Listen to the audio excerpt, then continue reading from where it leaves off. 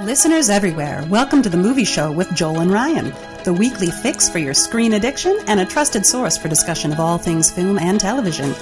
Please keep in mind that for the purposes of this podcast, Joel and Ryan are not acting as journalists, but rather fellow moving picture enthusiasts. All of their opinions should be taken as such. Also, please be warned that while Joel and Ryan may seem like petulant children, they are, in fact, adults who may occasionally use adult language. While they promise to bleep out all the worst words, it's a good bet you will still understand what they were saying. And now, with no further ado, here's Joel and Ryan.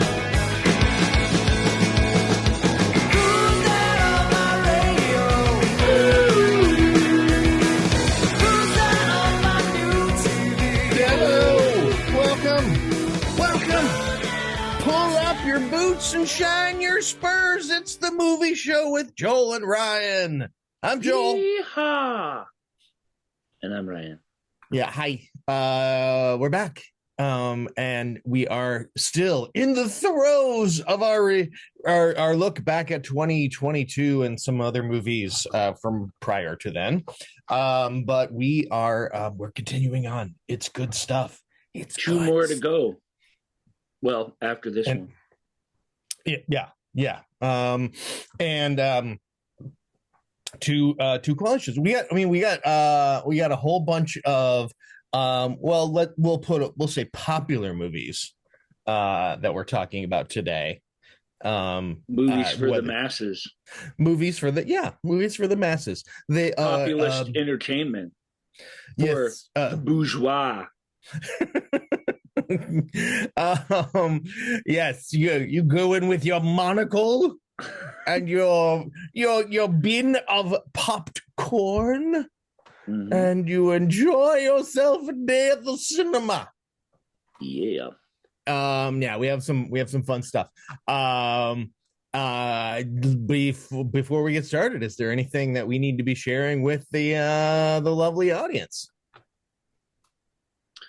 No, we're so off in our schedule. We recorded a lot of these in advance because of how busy things were. So, like sharing current event stuff, like a couple of weeks ago, obviously we were compelled to. We had a couple of big losses, that I think needed our attention. But at this point, no, there's some things going on. There's like a weird Oscar scandal that would be fun to talk about and stuff. But yeah, we'll get it. I mean, I think we should touch on the weird Oscar scandal when we get to that film. Are we getting to that film? Let's see. I've seen it, so we can. Yeah. It's not on the list yet. I saw a couple other films yesterday too that we need to add to the final show of the year in review, which is also I think the timing's going to work out pretty good that's actually functions as a award, something of an awards preview. Of course, before the Academy Awards happen, all the other awards shows and all the other trophies have been given out. So but still we can talk about them in that context. That's definitely the kind of show we're talking about. So that is 2 shows away from this one. And hopefully I can't count the Sundays, but I think we'll be before the award ceremony. After we'll definitely record it before the award ceremony. We'll definitely record it. When are you going to get it? It's a bit goofy, so we apologize for that. We'll see. I mean, maybe it'll be worth releasing these out of order if it means getting it in there. And then I think and then you're absolutely correct. Yeah. And then our usual nonsense might make even less sense than it already doesn't. I don't know. That's a convoluted. The other reason to wait on that one until last was the movies keep becoming available. There's still 3. I can just tell you, there's like The Whale and Women Talking, and there's one other one, the one with the British movie with Bill Nighy in it I want to see, and none of those are available as of us recording this, but I bet you they come out sometime before the Oscars for people to screen and stuff. So so I'd like to get, I mean, why not? Already got more than we've ever had. Why not talk about them year of? This is a good chance to do that. So we'll see. So for today, we are going to be talking about As we said, all of the fun, a lot of big movies. We got big movies today. Yeah, So, we start out with some little ones, but sure. We start out with our one and only Western of this year. Yeah. So, all right, should we get into it then? Let's do it. All right, everybody, here. And once again, it is, what are we, part 5? Part 6? Oh, boy. Probably should have looked that one up before I started the show. Well, before you do the announcement, let me check here. But I didn't know I was supposed to know this. No, I didn't. Well, I should just know this. Let's see. We just released 4. And I believe we have another one in the can. So that's 5. So this would be episode 6, I think. No, 6 and 7 we did last week, so this is episode 8. Well, episode 8, but which episode is it of? So if it's 8, it's episode 7. 7 of our review. So all right, everybody, this is part 7 of our look back, the year in review 2022, and a few movies from 2021 and some from 2020. All right, here we go. First up is our, like I said, our one and only Western, and that is Dead for $1. It's a good title for a Western. That's a great title for a Western. Walter, quote, I only direct Westerns, end quote, Hill.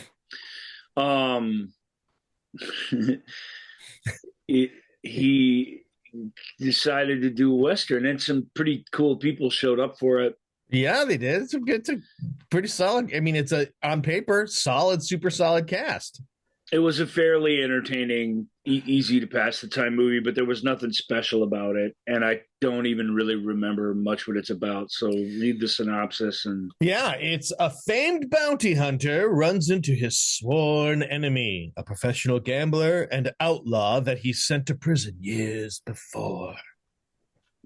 The gambler is Willem Dafoe. And bounty hunter is Christoph Waltz. Mm-hmm. And there's a bunch of other people. Yeah, Rachel Brosnahan, Benjamin Bratt, Warren Burke. It's a lot of, I'm trying scrolling through here. Yeah, I mean, it's in it, a lot of people who you're like, oh, I recognize that person. Oh, I recognize that person was in. Yeah, so. Rachel Brosnahan in particular, since her show took off, has been in some really interesting movies. She hasn't been in any big hit movies that I'm aware of, but she keeps popping up in these little side things, and she's an asset to all of them. I don't remember the name of that spy movie with Benedict Cumberbatch from a couple years back, but she was really good in that. Yeah. And that was a decent enough movie, but it wasn't like some big hit. I don't even think it played in theaters much in America. So, but she's such a good actor, and she's you need her for this. Otherwise, there would be two old guys, showing off against each other. And it's kind of funny because, the film, these characters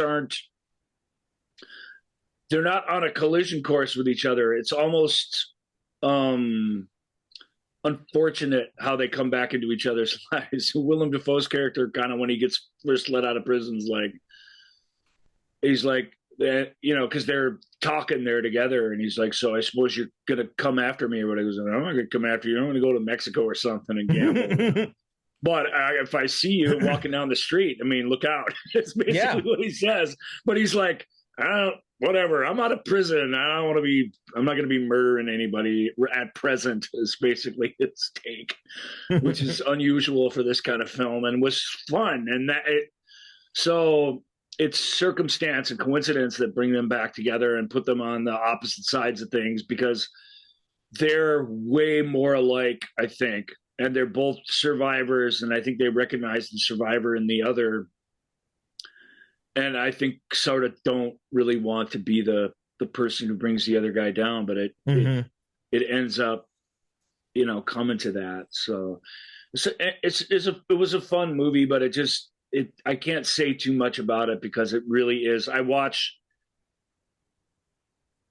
all of the straight to video Westerns that exist. Like I watch all of them, and there's almost no pedigree to which I won't watch one. Like the most, you know what I mean? Like your most known actor is James Ransom. I will watch that Western. You get what I'm saying?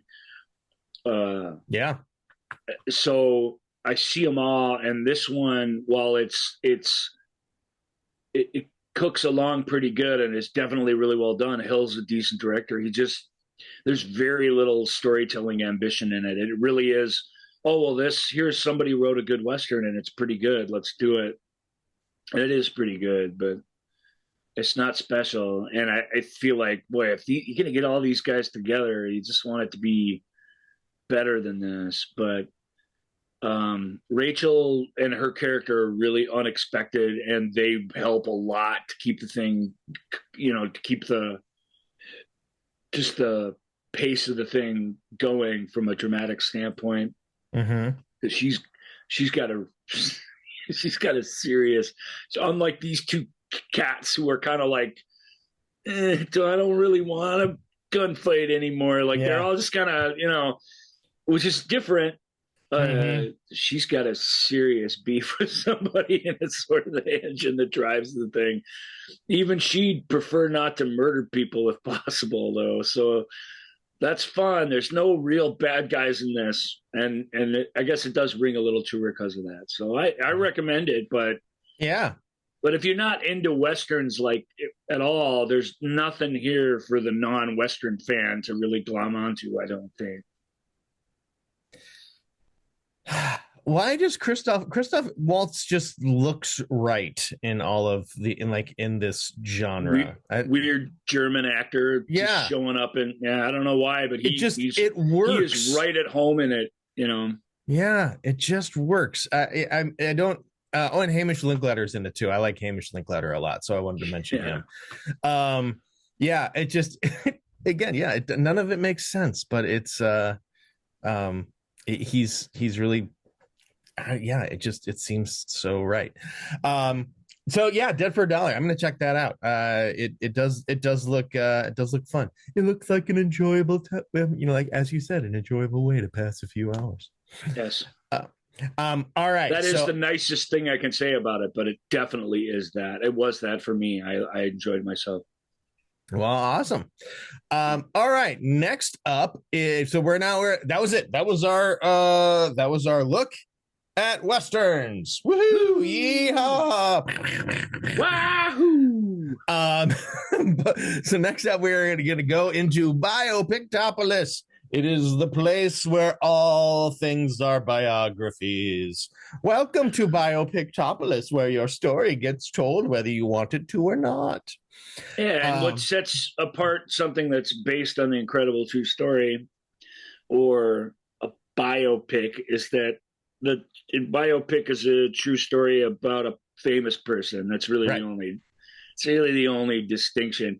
And sometimes they're not even that famous, but they're famous to somebody. Sometimes they're like famous, but they're from Peru, so you've never heard of them. But that doesn't mean that they weren't, that millions of people didn't know who they were.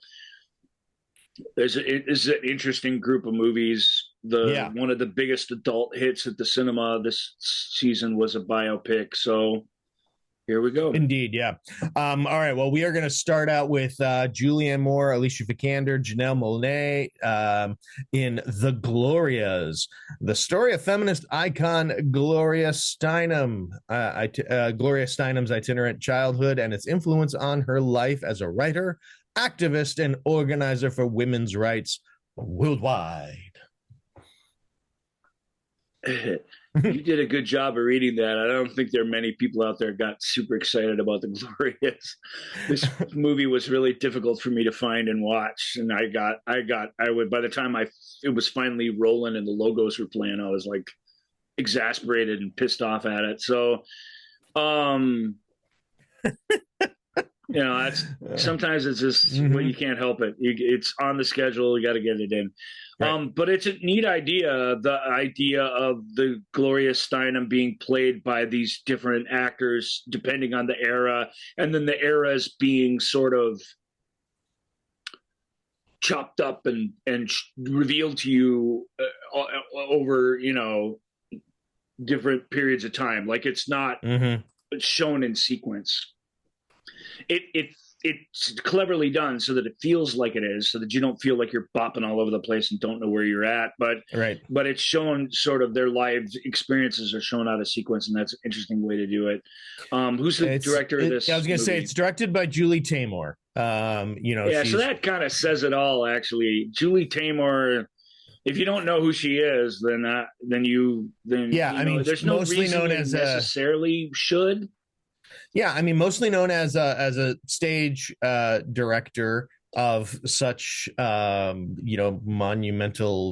and groundbreaking things like The Lion King on stage. That's her big calling card. Yeah, The Lion King, a big giant piece of corporate theater, so groundbreaking. Well, I mean, in terms of its staging, the puppetry, Julie Taymor is super talented, but her films are really standoffish in a weird way. It's hard to explain. Frida, Across the Universe, Titus, The Tempest, Midsummer Night's Dream. So she does a lot of Shakespeare, a lot of classics, and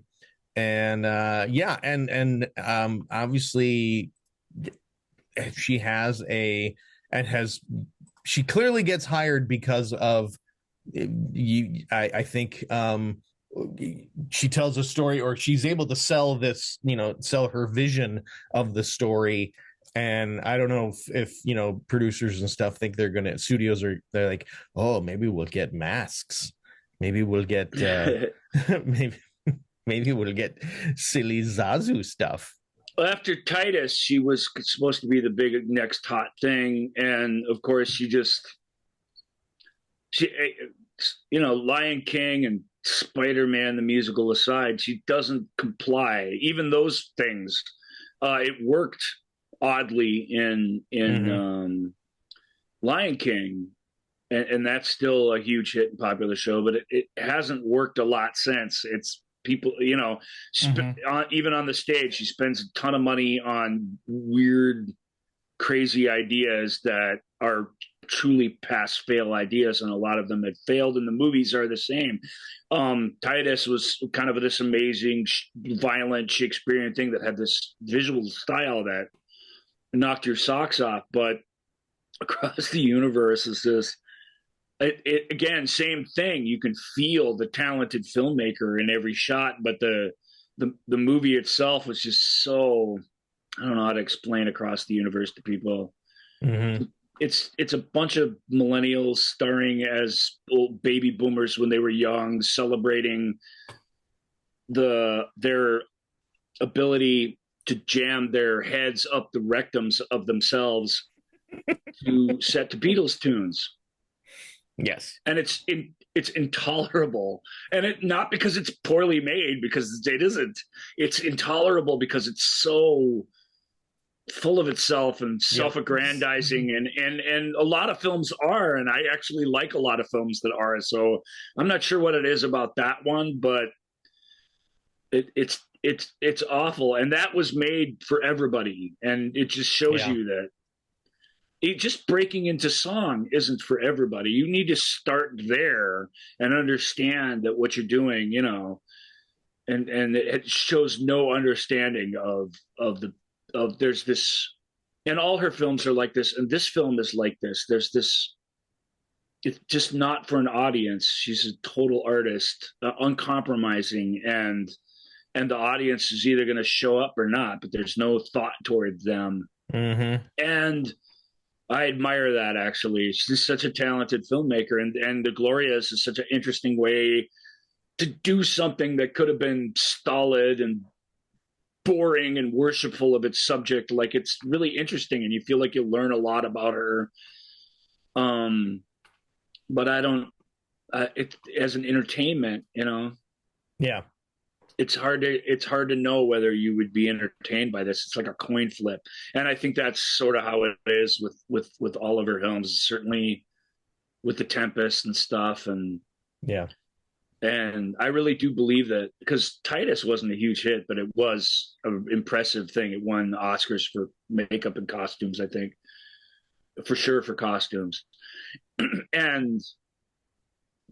even that, is like not many people have seen that, Right. and it, you know, and she was never going to come over to the dark side with the rest of the Hollywood shills making Hollywood shill type projects, and she just never will. Good for her.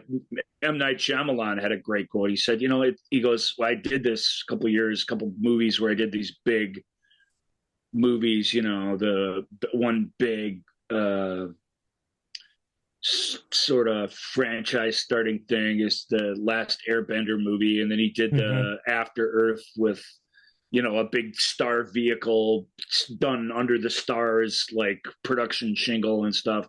And he said, and he goes, I thought that's what I was supposed to be doing. Like, he goes, it's really weird, but Hollywood's weird. They want you to join their club, and any refusal by you to do it isolates you, and they might keep letting you keep making movies, but it isolates you in this weird way. They think you should want to graduate to big budget, massive entertainments, and of course his worst work is that.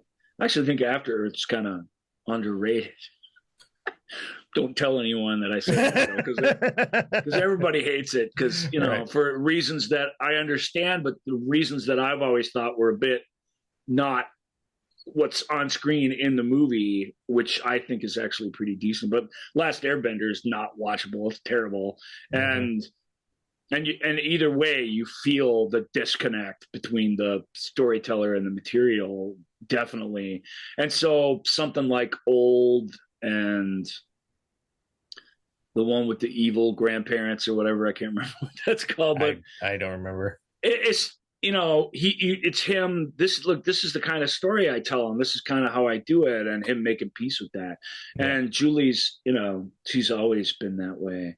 She wasn't just brought in to stage Spider-Man. She was brought in to like direct it and everything. And of course, a Spider-Man musical is the stupidest idea ever. It's such a wrong-headed idea that.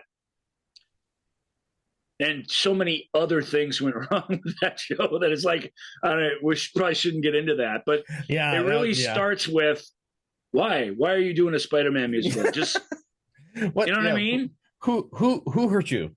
Why are you doing this? Why? Yeah. This is a terrible idea. That's not going to be good. Who did that? Yep. And that's with respect to the cool people who worked on that. But it's just a stupid tourist theater idea that just had no chance of having any soul to it at all. Right. And, so, all right. So Julie Taymor in a bottle. I didn't know I was doing that, but Gloria's is really good. It's intimate. It takes place in period. The period details are great. Yep. The woman's life is interesting. The actors are fantastic. So there's nothing not to like, except that it still has that sense of, you're being lectured a little bit, you know what I mean? And maybe a film about Gloria Steinem should feel like that, to be honest. So whatever. But there you go. All right. Next up is I apologize if I'm not saying this correctly, but it's Minamata. Minamata, starring Johnny Depp as war photographer W. Eugene Smith as he travels back to Japan, where he documents the devastating effect of mercury poisoning in coastal communities. There's a set of photographs based on this. This character Johnny Depp plays is a photojournalist. He's not a writer. So he takes pictures of stuff. And this mercury poisoning twist did these poor people that live near these factories into pretzels, basically. It just destroyed them physically. And some of them it wasn't kind enough to kill. And so they're these people living in squalor and who also had these deformities and stuff. And the photos are amazing. They're Pulitzer Prize winning photos because the Japanese government in league with these companies these factories were just denying this flat out. And the visual evidence that was brought back to the West was compelling enough to change stuff, at least that immediate problem. The weird thing is that the character is sort of at the end of, he's a war photographer, kind of without a war going on really at the time, and he drinks a lot. He's not friendly to people and doesn't speak Japanese. So he's this drunk sort of, I don't know, Hemingway type character who's just interloping in on this culture. And of course that's I think that's very true to what the story was, but that there's these couple of Japanese citizens who fight their way through this and that convince him to take part in it and stuff. It and the way this super cynical guy finds his soul a little bit again, and his reason for doing the things that he does. It's neat, but it's a quiet, really sad film. What's happening is, it's just awful, and then it has the Johnny Depp baggage to it. It was sort of the last film he made before he super fell out of favor, and it came out right in the heart of all the personal drama. So he's great in it, and it's a good kind of movie that every once in a while he does. In between all the massive projects that he would do, these sorts of things would show up here and there, and I've always liked those, but I don't know if I can really recommend it. It sounds interesting to you. It's great. It's an interesting look into a different culture.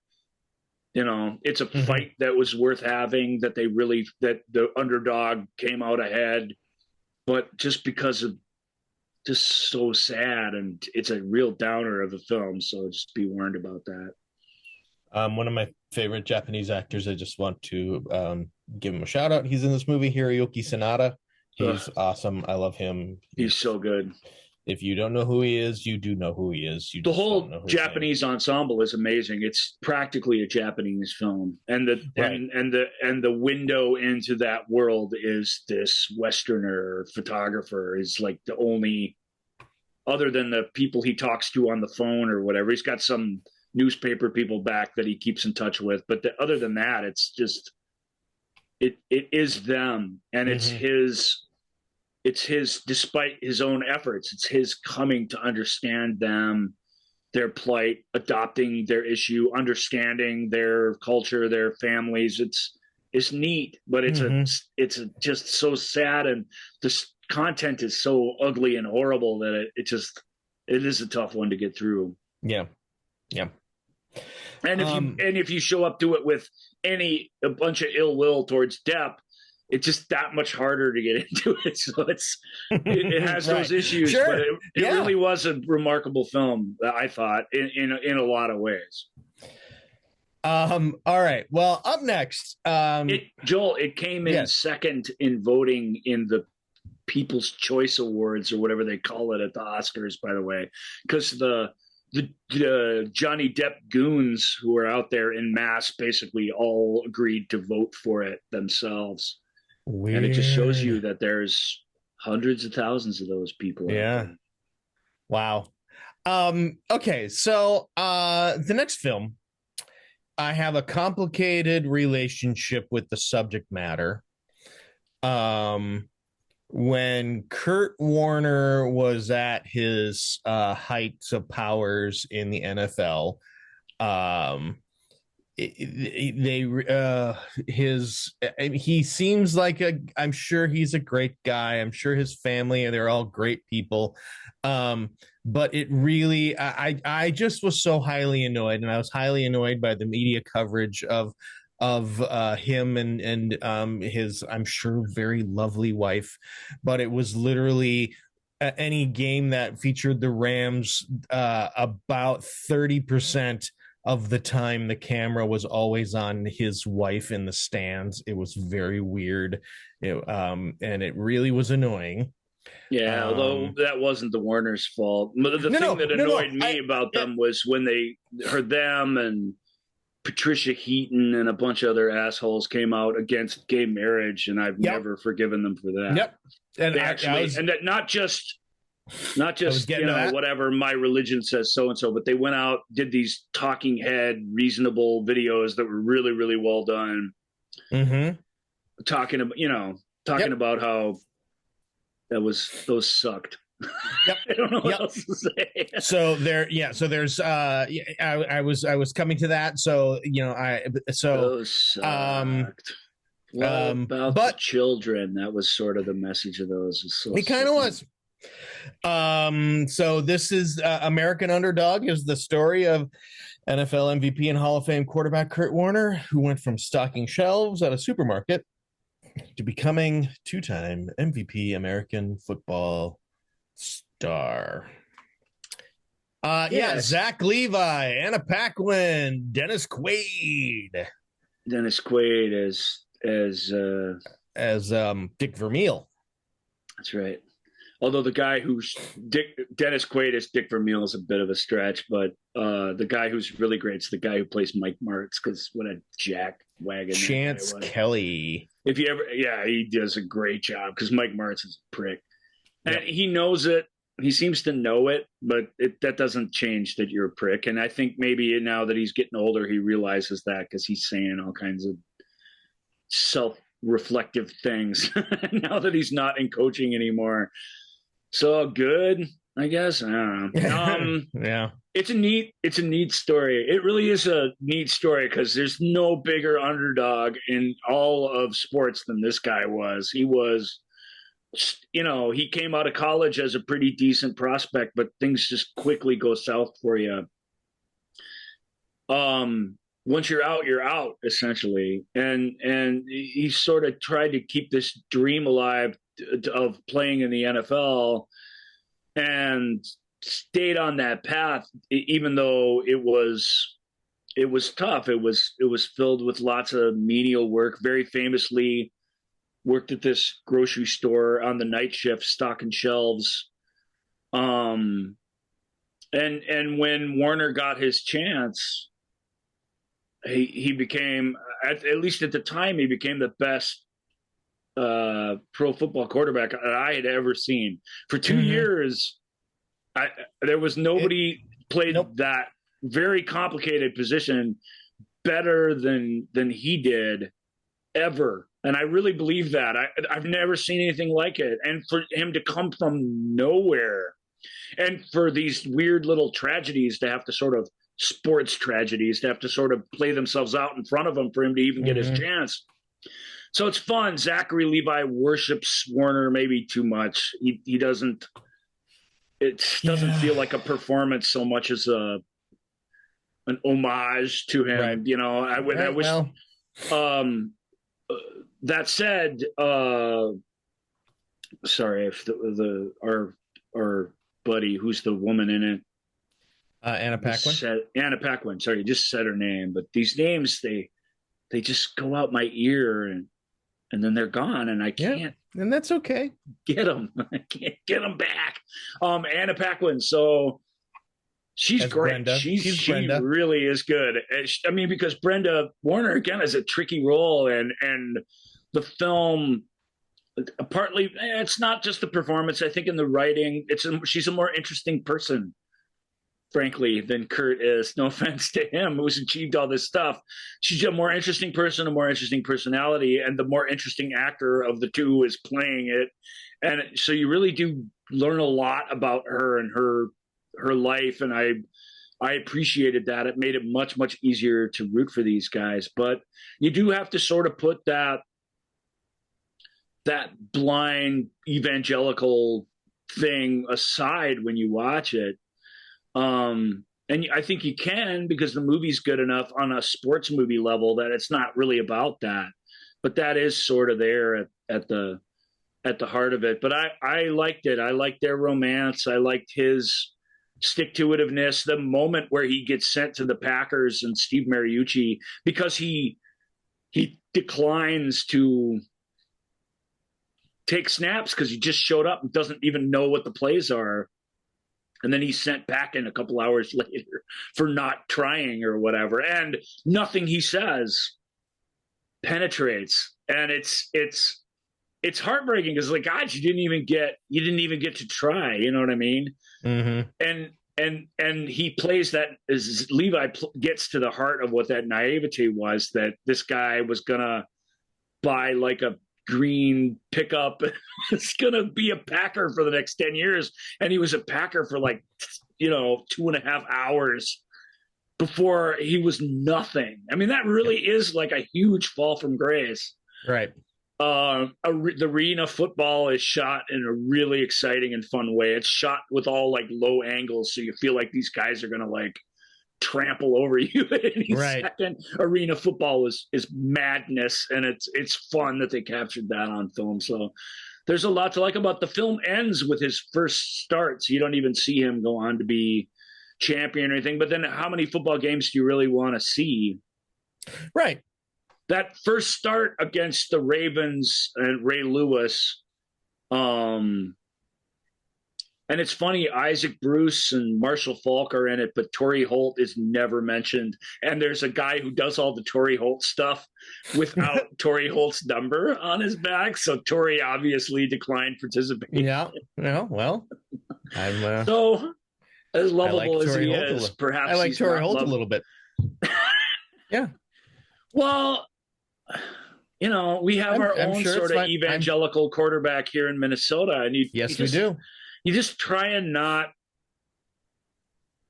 He is a good person, honestly, to the core, and you have to try and recognize that, even though the prejudices of that group of people culturally aren't really acceptable in the modern world. They aren't. I mean, I'm not saying that they are. But you have to be.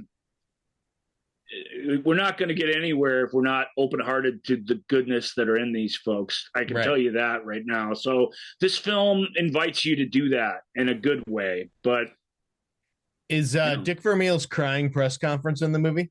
It is. Yeah. By Dennis Quaid. Does Dennis Quaid have to recreate the crying press conference? He does. It's hard because I saw Dick Vermeil as a young man played by Greg Kinnear in that Mark Wahlberg movie. Yeah, Invincible, yeah. That was perfection. And Dennis Quaid's great as an older Dick Vermeil. He was much older.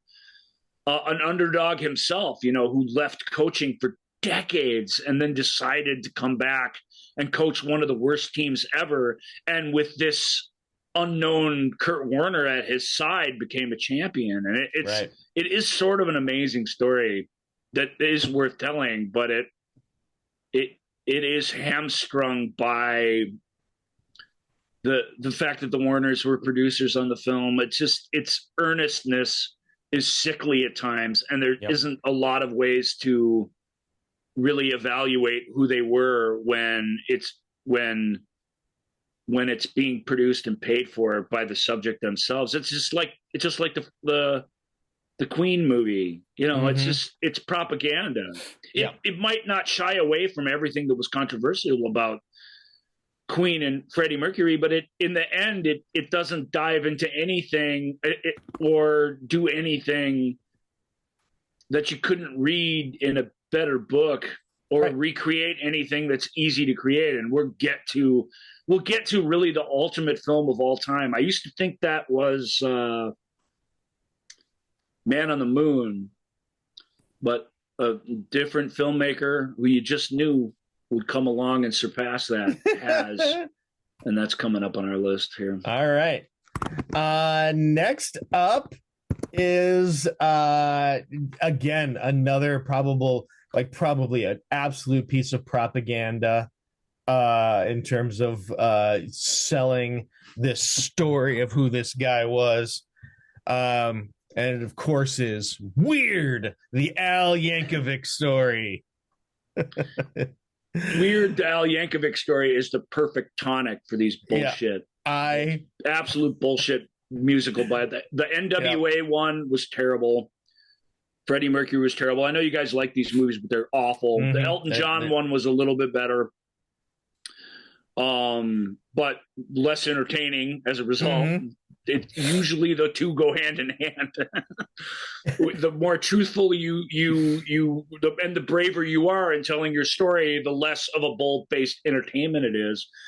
Weird is both. It's so gloriously false and full of shit.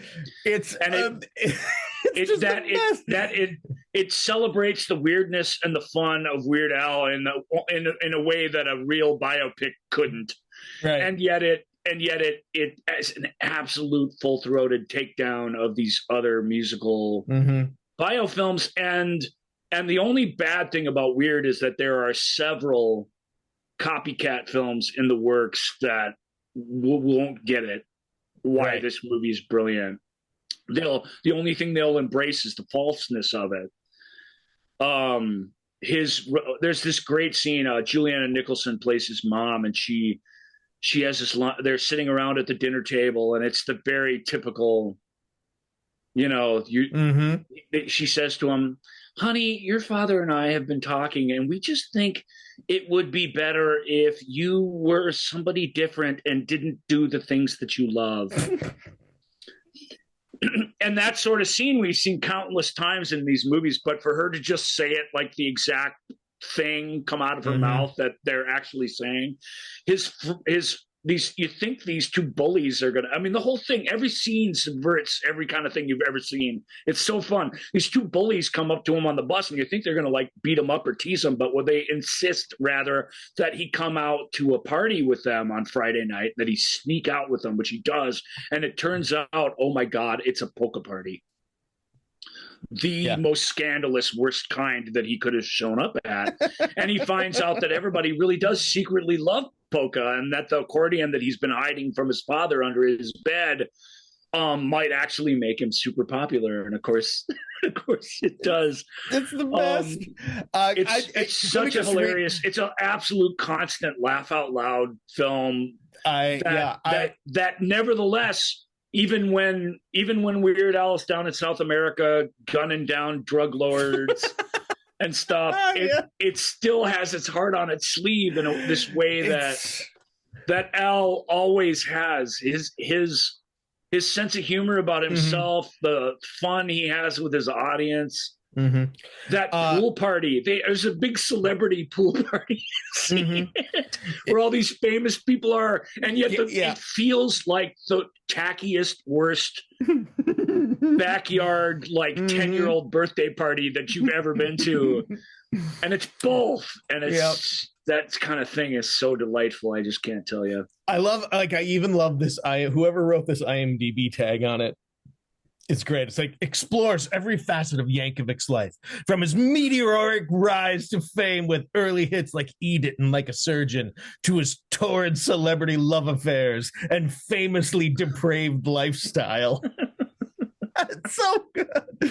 It's a really, really fun movie. One of the other real big downsides of Weird, the Al Yankovic story, it is a Roku original, which pretty much means that unless you have other facets to get it, you need a Roku. You need to subscribe to Roku for a month. But I think Roku has like a little free trials and stuff and things of that nature. Maybe it's the first thing that's come along that's a Roku exclusive that's worth even signing up for a free trial for. It was a blast. It's really fun. Really fun film. Yep.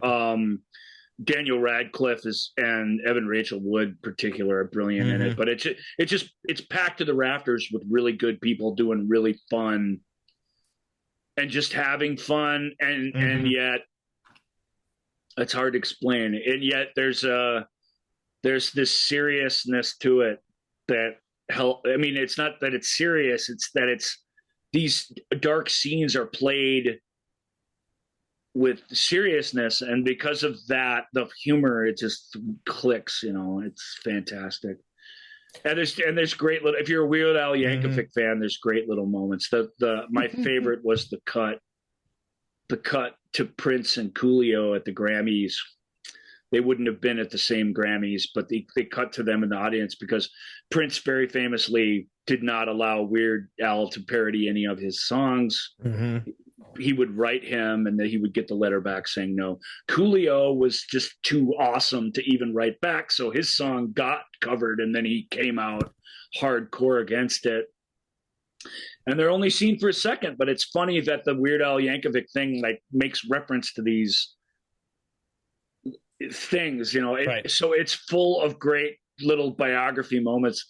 Rainn Wilson as fucking Dr. Demento. That's really, really fun too. It's really, really fun stuff. Oh God, yeah. But it's better than it's elevated humor. It's better than just the sketch comedy or whatever. It's really, really well done film. I loved it. Yeah. Yeah. It's a joy. Had it just been corny and silly, okay, I would have liked it fine. Yeah, but we would have been fine. But it's better than that. It's really, really well done and awesome. So, and I don't want to get too into let's break it down. But the fact that Daniel Radcliffe's commitment to the seriousness of this story, quote air quotes, the story that they're telling, I sort of feel like that sets the tone for everyone else in the movie. And it's part of what really get the tone so right. Weird Al's cameo in it, along with, I can't remember the other actor, but a pretty recognizable guy, as the Scotti brothers, these two Italian guys who own their own record label under Columbia Records. But the Scotti brothers, very famously, after the fact, like this is the sort of thing these guys would do. They very famously, after the fact, took all the John Cafferty albums and reissued them with pictures of Michael Paré from Eddie and the Cruisers on them. Right. Because not just to get squeeze a few more dollars out of Eddie and the Cruisers, but just because Michael Parré's sexy looking and John Cafferty looks like just a regular bar band dork. Right. And they just always wished that they had the hot guy singing those songs. Mm-hmm. They were also a Survivor's record label, so they worked a lot with Sylvester Stallone because they're all Italian Americans. Weird Al and I wish I could remember the other actor because he's like famous. Will Forte. Yeah. As the Scotti brothers, those scenes are just delicious and wonderful and really, really funny. And yet that, Al's been on that label his whole existence. He's been very loyal to them in a weird way, even though his parody takedown of them is quite hilarious in my opinion. So all right, next up, Ana de Armas gets an Academy Award nom for the story of American actress Marilyn Monroe. Yeah, for the worst movie Blonde. of last year. Yeah. Tell me explain that to me. How is she one of the top 5 actresses in one of the worst movies ever? Then one of these things has to be mistaken, right? Right. It has to be. You didn't. It has to be. I'm sorry to get all riled up after all the fun we had on Weird Al. Blonde is, and I know because I just saw a movie about this exact same crap a little bit earlier yesterday by one of my favorite filmmakers alive that just pissed me off. Blonde made me feel icky and gross and terrible, but good. That's a really good movie based on a really interesting and fairly well-researched novel.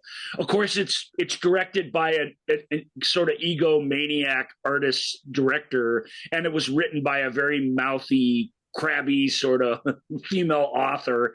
And the two of them have delivered this thing that deromanticizes the Marilyn Monroe myth down to it being almost intolerable to sit through. You squirm through the whole movie. But I'll just ask you guys, just as an example, what do you think? What do you think a Secret Service person like sneaking a starlet into the White House in the middle of the night just to get effed by the president and then sent packing? Where's the romanticism in that? It's fun to make fun out of jumping out of a cake, right? But what really was it? When you're watching Blonde, I'm sorry, but you feel like you're watching what it would have if not what it was, then what it should have felt like, and what we should actually confront with the way this person that we glorify and that we sell little posters and figurines of, who was exploited by the filmmakers that used them, exploited by the studio people, assaulted, raped, all that stuff happened. And I absolutely believe to the core that it did. If you're going to make a movie about that, this is the movie. And Ana de Armas is amazing in it. So they got that part right. But the idea that these Hollywood Oscar voters, that they could honor the performer whilst just totally saying the movie's trash, is absurd. And it just shows you what our 1-star, 10-star rating scales have brought us to. This was the bravest, the harshest, and absolutely most, we're going to put ourselves out there in the service of the story, because these things aren't secrets. Right. You know, we've kept them secret because we don't want to deal with them. And then I really do think in that way, the film's like it, because it doesn't slap you in the face with stuff. It just earnestly goes through and gives you sort of the real rundown of what this kind of thing was, what her marriages were like and why they were the way that they were, her relationship with her mom, and how it guided the decisions in her life that were not always for her best interest, despite being a really rich and big star. How she was never, ever secure enough in herself and her own decision-making to keep herself out of trouble or protect herself from others. That's all on display here. All the iconic moments from Marilyn Monroe in the movies are recreated here, and they make you feel awful, and they probably should. And it's about time with this particular individual that we look at her through a different lens, and it's a lens of empathy. You constantly feel for what she's going through. That's a testament to the actor and the project itself. And it is ugly, man. It's such an ugly world and such an ugly story, and it's just so cruel and harsh. And I get that. That's not fun. But I'm just not sure what about Blonde didn't ring true to me. It all did. I'm not saying it's all letter of the law, like how it happened, but It just really feels like it's addressing the issues she was going through at any given point in her life for the first time on film in a real way. And it's a really, really good movie that it's become good sport to just dismiss for unsubstantive reasons. And if you're going to step up, at least in my presence, and dismiss it completely, you're going to have to dig a little deeper and come up with some substance, because I was pretty amazed by it. Look, if you're one of those people who can't get through it because your decency requires you to bow out, I get it. I mean, that's cool. I don't judge you for that. But I don't know how you can sit through that whole thing and take a TMZ sort of approach to reviewing it. I don't know how a professional reviewer does that. I absolutely don't know how Academy of voters honor the actor in the title role that's in every scene of a movie that they think is terrible. That's absurd. That's absurd. A performance like that doesn't happen in a bad movie. Just can't. You idiots. And so that's my defense of Blonde, such as it is. I get why people might hate it, but it is not to be dismissed at all. All right. Yeah, I have not seen it yet, so I can't share. But I actually really look forward to seeing it now. I mean, I haven't watched it because I guess I had the other impression. I thought it was just going to be sort of a glossed over. Let's just, it's Marilyn, and and it's Marilyn. Everything is Marilyn's fault. It's not, it's her fault that she slept with the president, and it's her fault that all of these things, and I'm like, I have no interest in that. But sounds like it's not. The film paints a picture of someone who only in a couple of moments of her life did she understand the agency she has, because she's she's a star, right? Only a couple moments, and they're glorious, victorious moments, but there's only a couple of them. Mostly she's just ragdolled around Hollywood and around the halls of power, and it's horrifying to behold, but it more horrifying than any horror movie I watched last year. Wow. But that is what it is. All right. Well, next up, I'm going to ask you to talk about Elvis so that I don't have to. Yeah, did you see Elvis? Mm-hmm. And you don't want to start things off for a change? No, I hate it. I hated this movie. I don't know what to say. Well, I hated it. Let's start with what's good about it. Okay. Austin Butler's really, really good as Elvis. So maybe there is a chance that a good performance can show up in a bad movie. It seems to have happened here to some degree. Of course, it's a Elvis impression. That was my thing. Not really that's not really the actor's fault. That's the movie's fault. That's what I mean. I'm like, he's fine. He's fine. He showed me that he can do an Elvis impression. I guess really, give him the really Oscar good one over a 3-hour. Sure. Watch out. He's got a really good shot at getting that Oscar. I'm well aware. And Steven Spielberg came out and he was like, "Oh, thank God for Elvis. A movie for adults can be like a hit movie." And I'm just like, thank God for Elvis, really? Really? It's all right. I tried to start with the good stuff. Let me pause here because now I'm getting all discombobulated. Partly Blonde got me all riled up. Yeah, well, to me it sounds like Blonde should be and I don't want to put words in your mouth. It sounds like Blonde should be getting the kind of love that Elvis is getting. Well, it's deeply unpleasant in a way that Elvis is deeply comforting. So one's for a huge audience. One's true. A small movie. Yeah, Blonde, one's a Netflix movie. Blonde is a little Netflix movie. It's not for Netflix. Yeah. It's a big movie, but it's still a Netflix movie. It's not you know what I mean? Yeah. It's a biopic that's right in line with these others we've talked about in terms of budget, period, details, that sort of thing. Elvis is a huge movie. It's huge. It's the story Elvis told almost 75% in montage.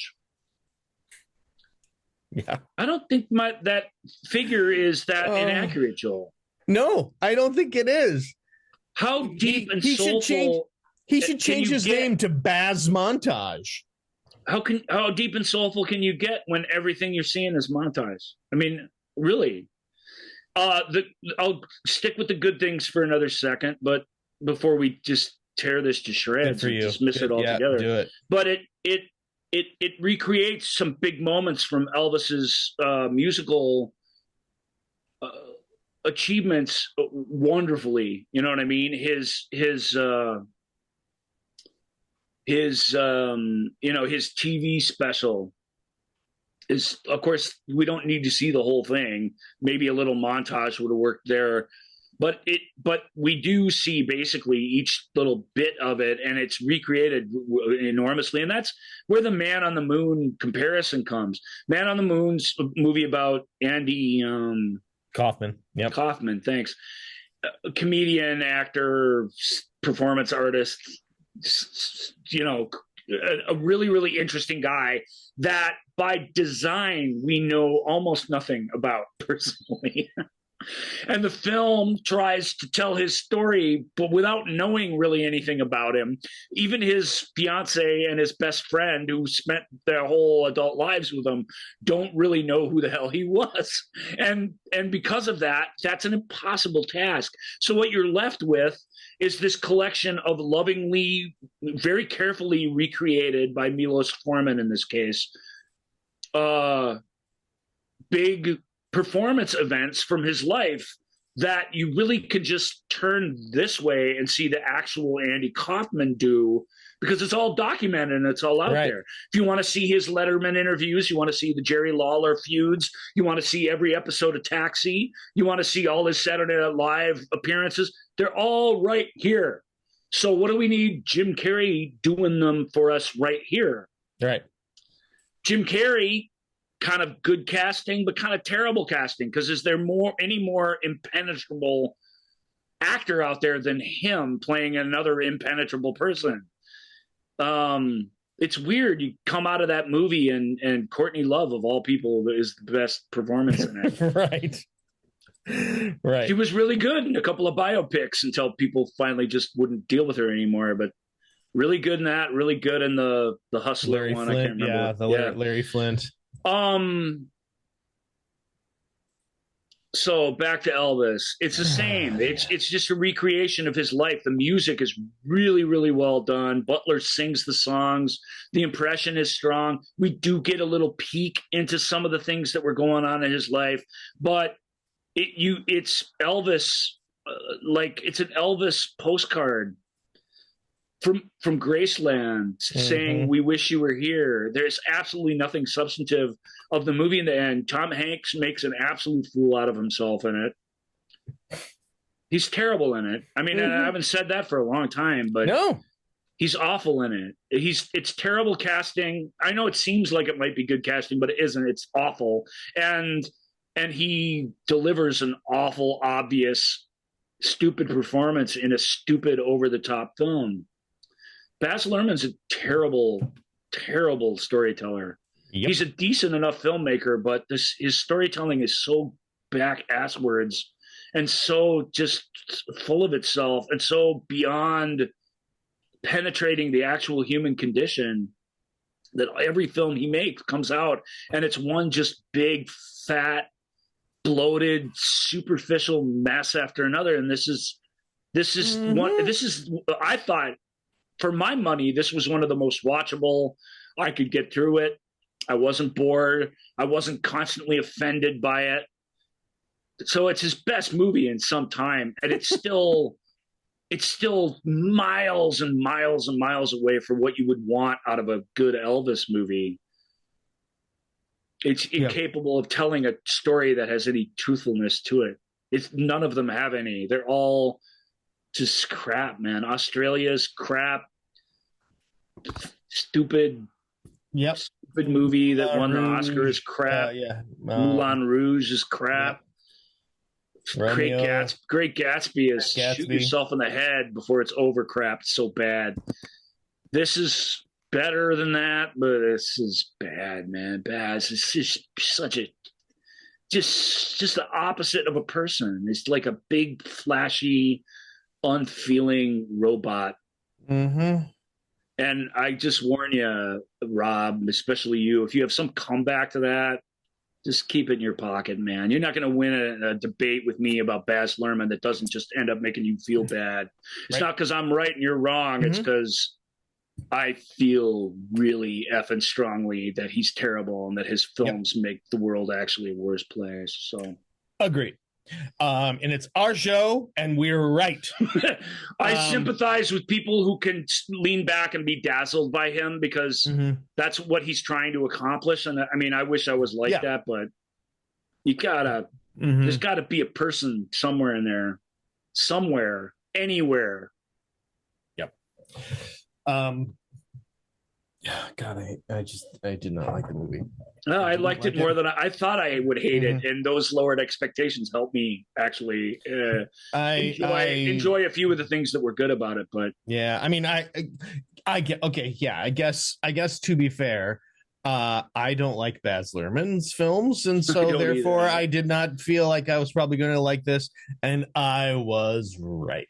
So maybe that's on part. Maybe you can just dismiss what I'm saying is like, well, you don't like Baz Luhrmann films, so therefore you were never neither of us. Movie. Neither of us do. So it was going to be an uphill climb anyway. Yeah. So, all right. So that is the biopics, which of course a lot of them are based on the incredible true story. There you go. But now we turn to movies that are not based on the incredible true story. No, they're not. And that is Heroes, Super, and Otherwise. I like that. I like the title of this. So here we go. Yeah, my titles weren't the best this year, but that was an okay one. That's a quality one. I like that one. All right. First up, we have The Eternals. So we're going to go back to 2021 for this one. All the way back. All the way back. The Eternals was where I left off. So Joel's feelings about the Eternals, I wouldn't say they've been evaluated on the show, but a few times during the last year of the show, they've blurted themselves out on occasion. Yeah. The Eternals. So here's when you take a Tamor-esque sort of filmmaker and stick her in the middle of a Marvel extended universe, and then you're forced by the end of it. I didn't hate the Eternals, but I didn't really like it. But you're forced at the end of it to say, boy, if this would have had a shittier director, it would have been better. And that's where we start with superhero movies. It's pretty much true of all of them. The crappier, more straightforward, more boring, more bland, more homogenized creative choices you can make, generally the better the films turn out. Mm-hmm. I hate to be saying that, but that's where we're well into this extended universe nonsense now, and that has been the case. It's been proven almost every time. Although people would disagree with me on Ragnarok and some other things, I'm telling you that the strong creative voice tends to bring these things down because those types of people aren't prepared to deal with what the masses want out of these types of films. Right. And Eternals got a lot of fun stuff in it, some good action. It looks gorgeous. But where it needs to deliver big stuff, it doesn't manage to do it. The critics were really trying to like Eternals. You read their reviews and you get a sense that older critics who are from the print era of criticdom don't know what to do with these movies anymore. So they saw one where they liked a few things and they tried to articulate that, but they also kind of were like hedging their bets, like, or maybe it's terrible. We don't know. We don't know anymore what we don't know is after sitting through all of these. So, it's interesting. It's just some interesting stuff in it. There's some stuff that in each little snow globe is sort of funny or neat in and of itself. But, I'm not familiar with the Eternals comics. But if you were really going to tell a soap opera about a feuding rich family of gods who all turn against each other and then find their way back to each other. I mean, that's what it felt like, an old episode of Dallas in that way. Well, we're fighting now and we killed a bunch of people, but we're still brothers, or whatever. That's the kind of story it is. If you're going to do that, then the Roundup as a template for a narrative is a bad one, because roundups are fun. Like, to define what a roundup is, hey, a planet just blew up and nobody knows why. We have to get the crew of the USS Enterprise back together for a very important mission. So then you find one of them is working in a mechanic's office and another one's hiding out in the country somewhere and another one is whatever, doing something else, and you go around and you get the gang back together again and you go off to solve the big problem. This film is, the whole middle act of it's like a big giant, like, funless roundup. right. You know what it is? It's trying to do the first Avengers, where they all, when the roundup happens, but they all don't like each other. They're all right. And then they learn to work together. and that's kind of what the second act leading into third act of Eternals is. Trying to do. They're really trying to kill each other at the end of the movie. So it is slightly different. But even if they feel conflicted or bad about it, they're at mortal odds with one another. That would never happen in an Avengers movie, but it how satisfying is that? Or we talked about it at the end of The Matrix, which I think is brilliant. How satisfying is Détente? I mean, if you're not going to give a smackdown to the bad guys, then what are you? Then you end up with what? It just people deciding not to fight anymore. That's boring, but it's magical in a sort of neat way, and all the So I liked it, but I can't imagine sitting through Eternals again. It was what it was accused of. Unfortunately, it had a lot of nice qualities, but it was kind of boring for one of these kinds of films, and not entirely, but kinda. And there's so many of them now that why submit yourself to the boring one? They were interesting enough characters, and they have sort of interesting enough powers that even if we don't get an Eternals 2, it would be it would be neat to see some of these people pop up here and there and other things. Well, I mean, they kind of, I mean, they are canon. I mean, they do the events of the Eternals are starting to, are showing up in other Marvel movies. So it's, it is part of that universe. So I don't really care, but I know you don't. I know you don't care. I like the, but I don't like to see these sorts of things abandoned. Yeah. No, that's what I mean but that's where I'm going, is that the fact that these are canon, that this is, it does, I don't know if there'll be an Eternals 2, but we should see these Eternals again in some capacity. Because you think about how much people hated Ben Kingsley's character in Iron Man 3, and then how that character, because it's an extended universe, got, I don't want to say redeemed, but was the highlight of a later movie. Is that the idea that can happen is one of the great things about this sort of stuff. So it'd be fun to see something like that. I think this is right on. Gordon 11, our good friend, says spectacular visuals, but and the visuals of Eternals are spectacular. Yeah, but probably not as great as the recent Marvel films. He does say some other things there, but it's not worth sharing. All right, next up, maybe this falls into the category of not certainly not like a marquee director, but something that having the right director who can make an absolute crowd pleasing flick, and that is Spider-Man No Way Home. Oh yeah, okay, I remember this one. Yep. This is the start of the multiverse stuff. The multiverse stuff, yeah. I like the Spider-Man movies by the guy who Joel didn't say his name and isn't very distinguished filmmaker, but is kind of John Watts. Yeah, was a real asset to Spider-Man.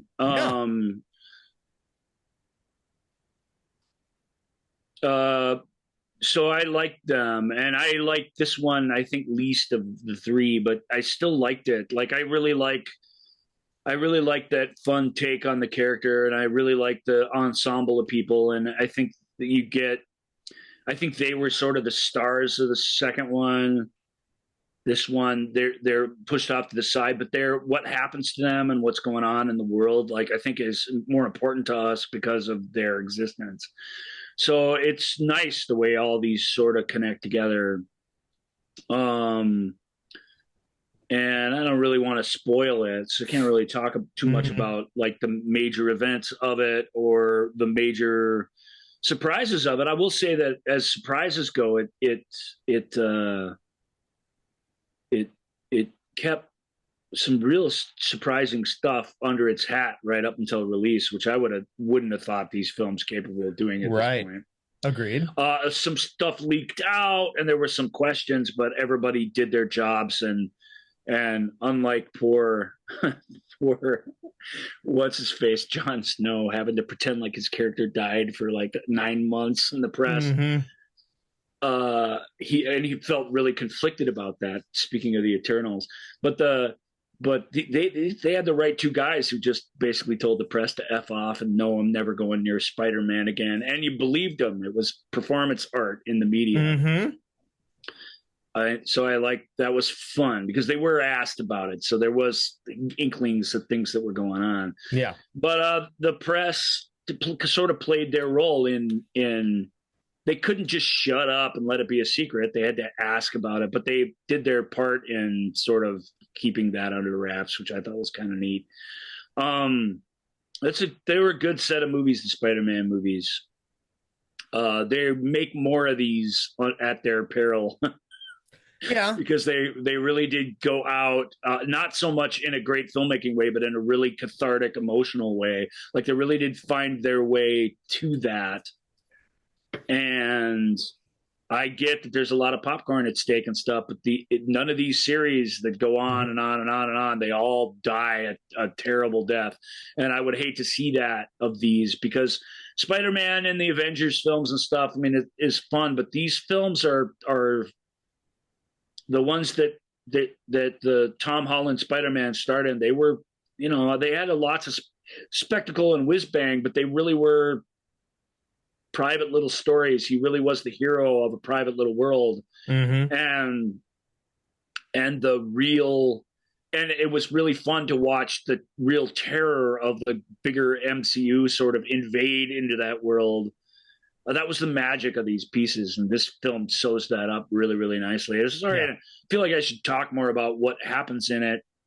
I will say that the big guest star from the extended universe we've had, it's been Iron Man, right, in the last two, especially the first one. In this one, it's Doctor Strange, and that's fun. Doctor Strange's interaction with these teenage characters is really delightful in the early goings of the film, and there's a lot of exposition to be done, which everybody pulls off really great. It's pulled off with a lot of fun gags and stuff. So, pretty well done stuff. That might be my favorite on this list. Well, no, it won't be my favorite, but it's my favorite MCU related film on this list, probably for sure, is Spider-Man No Way Home. It is to me, this in some ways I don't really know how to. It felt like I mean the fan service to people our age who have grown up now with or have lived through 3 different Spider-Man franchises. The fan service done in this was satisfying. It was great. It was it scratched that itch, which was really great. One of the things that I do, one of the things that made I'll say that it's neat. It's neat that Spider-Man that a franchise comes in with franchises.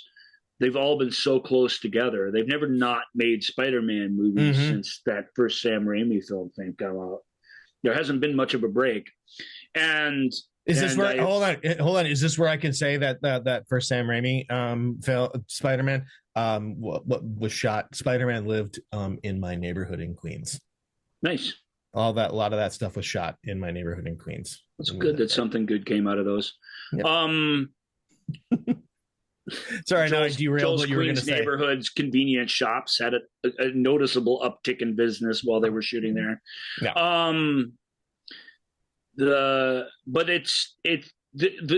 We in fandom, I guess is what I'm saying, take sides against these things, right?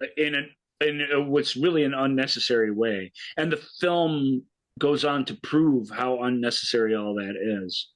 And that's a meta sentiment, but it's a wonderful one, and that I really did appreciate, even though I'm all kind of shrugged whatever about Spider-Man films. Like that was a neat sentiment that is worth celebrating, and is really, really neat. And just the idea that in the darkest times, the people that are there to get you through and pull you through. That's sort of what the story is about, and it lands that. Cool. I will say one of the things about Spider-Man is, in this Marvel Cinematic Universe, Spider-Man was always maybe the only secret identity superhero in the Marvel MCU. Everybody knew who everybody, like everyone knew Tony Stark is Iron Man, Thor is Thor, Captain America is Steve Rogers. There's no secret identity thing until the big Peter Parker cliffhanger came at up. the end of Far From Home is that his identity is revealed to the world. And Right. And so and we also get, like, in the Avengers movies, like obviously in the Avengers Endgame and Infinity War. Many people know who that Peter Parker is Spider-Man. So the way that we get to sort of revisit that will be interesting. The fact that there is a secret identity Spider-Man. That's, to me, that's interesting. All right, let's move on. Let's move on to Morbius, which is Marvel. I should say, as good as Far From Home is, the Spider-Man animated thing tells almost the exact same story better. Right. But they're both still cool. Yeah. All right, let's move into Morbius. Which, let's move right in there. Yeah, it's a biochemist, Michael Morbius, tries to cure himself of a rare blood disease, but he inadvertently infects himself with a form of vampirism instead. I must admit I have not seen Morbius. Well, it wasn't terribly popular, was it? Yeah. No. It reminded me of the Venom films, I guess. It's not quite as darkly humorous as those are, which I appreciated, but it also it didn't have the benefit of like Tom Hardy's sort of everyman sort of thing. Morbius is he's such a he's one of those mad scientist characters, basically, and he's the second maddest mad scientist in his own movie, which is nice. But it that's already from the get-go, that's not super relatable. So, and it's this sort of really violent idea that's very PG-13, and I'm always at odds with that. I always think, God, are you gonna just mow people down and suck people's blood and do all these horrible things? And but you do, but the storytelling itself doesn't really have the commitment to do it. And I don't think that's, in this case, I think that's a corporate decision. I don't think that has anything to do with the filmmakers. So I don't really want to hold that against them. And I really don't want to see the things I'm saying I wish I saw in this film. So maybe this is just not the content for me at all. I know it gets ragged on for for Jared Leto's very operatic acting style and stuff, but I didn't have a problem with that. That seemed totally appropriate for the material. In fact, maybe he's just not loved in that superstar way. They came out saying he was going to star in some kind of thing coming up, and the whole world just went bonkers. No Jared Leto in our reboots, whatever reboot. I wish I could remember what it was. It's a pretty big franchise. Let me see if I can find it while you're talking. You might be able to. I don't know what that's all about. I mean, I guess I do know what that's all about. You got people that you love and people that you don't like as much, but Jared bats for the fences, and so he ends up looking silly. These types of movies may not be the best things for him to be in. Tron. It was Tron. Oh, yeah, Tron. Yeah. Just be careful what you don't wish for. I don't really want another Tron movie. I feel like Tron was wrapped up rather nicely in the last one. And if we were going to get more Tron, I would rather it be along those lines. I don't want to see it rebooted. You can't make a Tron Legacy sequel better than they made Tron Legacy. You can't. You cannot. That's just as good as it was ever going to be. And if that's not good enough for you, the idea that some other bunch of people could come along and do better is absurd to me. So anyway, and Tron wasn't a hit, and Tron Legacy wasn't a hit. When are you going to wake up? Right. Yeah, maybe the video game sold a jillion things and the toys somehow still sell, but the movies themselves were not loved by critics or audiences alike. Neither of them made very much money. There are other outside circumstances that contributed to this, but just it's funny how the suits just don't get it. It's we've sold Tron twice, we can sell it 3 times. It's all they see. They're not even looking at the receipts from the first films, which is absurd. That's what they should be good at. So Tron Legacy talk during the Morbius section. That's good. No, Morbius wasn't very good. Skip it. Morbius. I will say one of the weird things about Morbius is the sort of the life it took on in internet circles afterwards of people coming out and kind of mean-spiritedly. I don't know if it's mean-spiritedly, but people like saying, no, there needs to be a Morbius 2. This is the greatest movie ever. There was like re-release Morbius in the theaters so people can discover it again. And it just sort of, there were times where it was like, it felt mean-spirited, but there were other times where it felt like this is just people having fun with this mediocre movie. It was a little bit of both. It's Morbin time. It was definitely contrary to what their actual effort was. But you did get the sense that if a Morbius sequel had been announced, that those people would be bouncing off the walls with joy.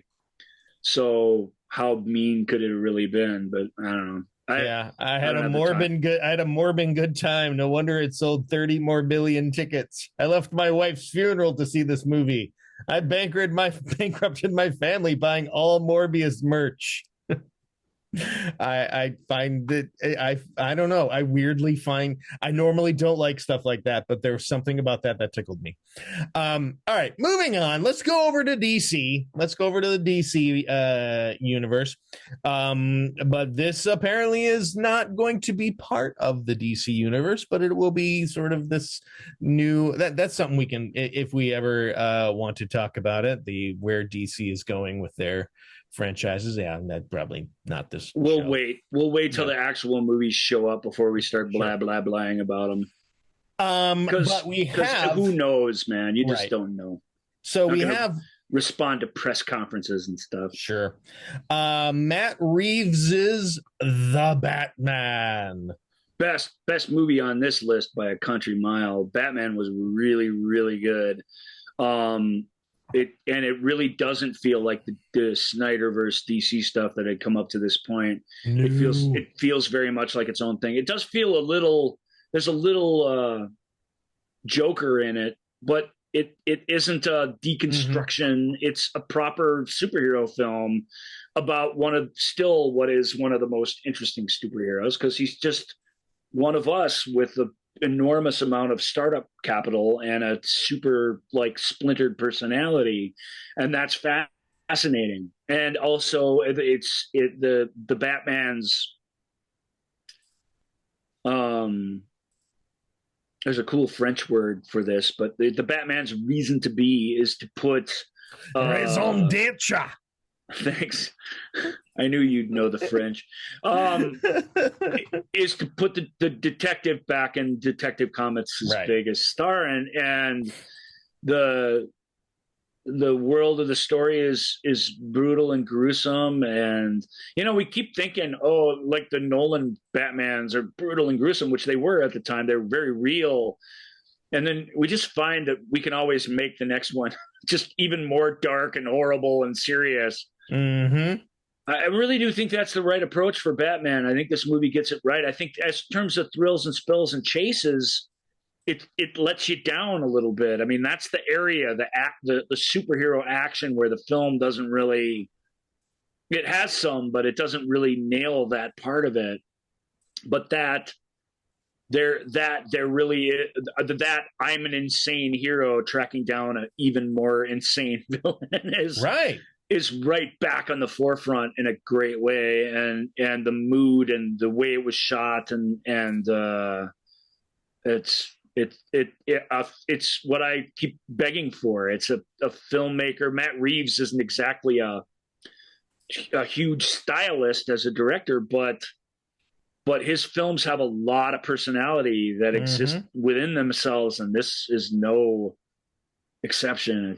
It's really, really well done, and I liked it a lot, and I'd be super up for a sequel. And yeah, well, we are getting a sequel for this. That is confirmed. It will continue on even with the new. Well, I should say not. Maybe it's not confirmed, but there is a planned sequel in the works that, even with the new leadership at DC, they're calling these the DC Elsewhere. Yeah, the Elsewhere. Yeah, yes, that's why. Why leave it? Why, even if it's not part of your plans, why leave it behind? Right? Why not? If it's awesome, So. All right. And Joel didn't like the Joker, but I think a Joker musical with Lady Gaga would be fantastic. Okay. I like the Joker's ickiness. I can't help myself. Yeah, and again, I like that it was full. Although it achieved this largely by ripping off better movies about actual people. I thought it's cinema. Him dancing on the hood of the cop car at the end, like just the look of and feel of that was so cinematic in a way that movies of that type normally aren't. Mm-hmm.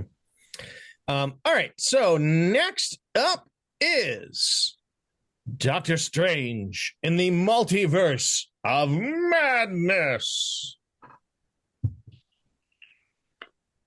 So Spider-Man sort of introduces. You guys have all seen all these. You don't really need my opinion, but this is like checking these off the list. So if I seem a little uninterested, it's more because of that. Joel calls it critic proof. I mean, it's certainly podcast proof.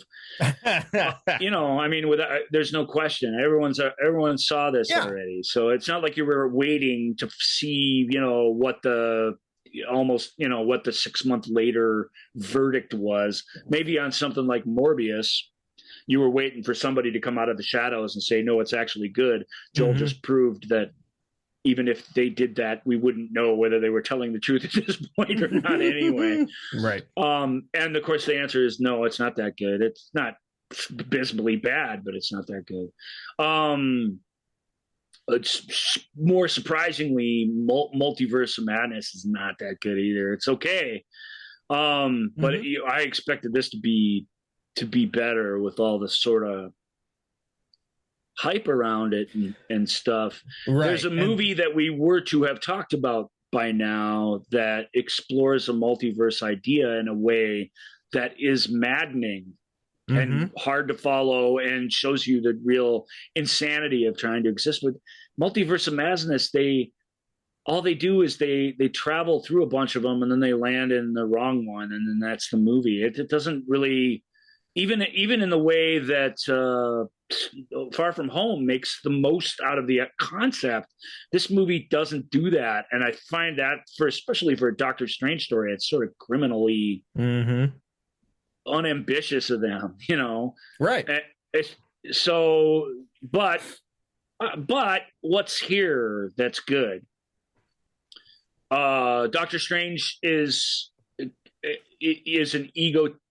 maniacal bastard, basically at the core, and he really is confronted in a way that he couldn't be had he just minded his own verse.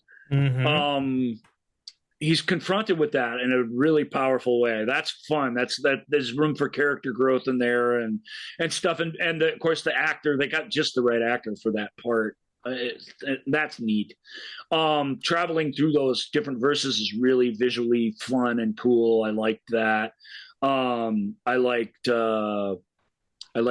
sidekick character. I know the bros were all worked up about her, Mary Sue-ness or whatever, but we're talking about the character of America Chavez. Yeah, the girl who basically Xochitl Gomez. makes it all happen. I thought she was fantastic. That see the moments from your life pavilion thing. I thought that moment could have been just stupid, and it was touching. So why didn't I like it overall? I just couldn't buy into the motivation of our bad guy. I just really couldn't believe that the person that we spent all these movies with would lay waste to so much over, or, no offense, over so little. And I still don't buy into that. And you really have to get through this thing. The film does interesting thing where it shows us that character in different states of reality, so that you don't have to feel like they're just being mean to the character that you love. But she's a real dangerous person, and that's always at the core of who the character is. So I do like that part of it, but the film is constant arguments that are won and then lost, and that's exhausting in an unpleasant way. And I thought the thing that everybody loved, the weird cameos of people playing the familiar faces, and I thought that was atrocious. I just thought that was just horribly done. It's just horribly done. I don't know what else to say, but just tacky, ugly, stupid, and the way it was resolved wasn't good at all. And the movie has a really hard time getting back on track after that. Yeah. So it's like the opposite of what the message in Far From Home or No Way Home was. Right. And I didn't like that either. So I didn't really like this one, but I didn't hate it either. I wasn't offended by it or anything just because I didn't like this or that. It wasn't one where I was like, what the hell are you doing? It was more, it's parts of it were good, but that one's kind of disappointing. That was my take on Multiverse of Madness. We had, and this was Sam Raimi did that movie no favors. None. Yeah. I mean, Scott Derrickson is the perfect match for this material. And I just got to tell you, studio, if you find yourself at odds with Scott Derrickson or with Edgar Wright, and you're firing these guys and replacing them with genera filmmakers, you're doing yourself no favor. A better film. Raimi gets the fun and the craziness and the violence because he's always been good at that. But the relationships in these things are what make them work, and he really makes every effort to keep the relationships in this film as superficial as possible. And and that's too bad. Derrickson is a horror director. I know everybody, Evil Dead, whatever, but no, I'm sorry. Sam Raimi is a schlockmeister. Yeah. And on a certain scale, he can be pretty entertaining, but he doesn't bring this movie down single-handedly, but he does it no favors, none. Here's my feeling on this is that the Marvel Universe already told both of these stories better prior to this movie, with WandaVision and with the What If animated series. I didn't see that, but WandaVision is demonstrably better. Yeah, WandaVision is and this feels like an entire reset on the lessons learned from that. I know, and and the lessons that we learned in WandaVision, lessons our characters learn in WandaVision. It's wonderful. It's incredibly emotive. We get it. It's so I guess as a viewer incredibly satisfying. The What If series is really terrific. It explores the multiverse aspect. It goes through all of these things and does it in the, a lot of these cameos that we get, like Captain Carter and there's another one that we get with Captain Marvel, Lashana Lynch as Captain Marvel in this one. But like the idea of like, well, what if this person would have continued to be, what if Killmonger continued to be the Black Panther, etc. And it just, but the telling of how the multiverse messes everything up and affects everything all over the place was done better in that series than it was done in this. Frankly, I sort of feel like some of the multiverse stuff was better done in Spider-Man No Way Home. I just said that it absolutely was. Although we didn't experience it, but this movie sidesteps its own title in a strange way. Right. We go to a different reality, no doubt, but that's it. Yep.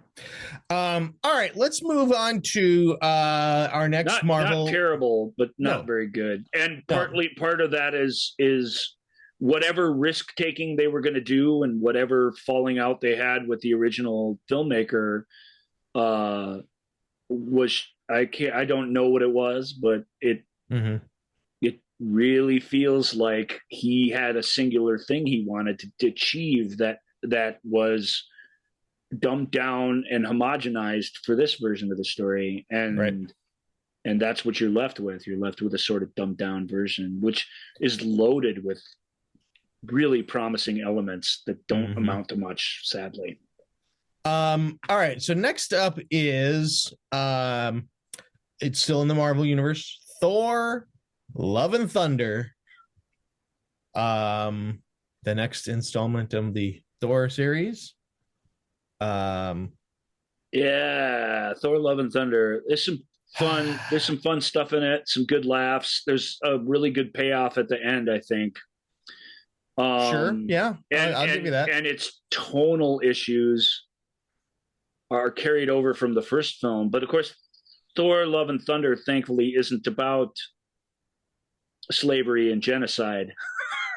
So those tonal issues, because they're about other worldly and more esoteric things, I think work better, but I'm still not really on board with them.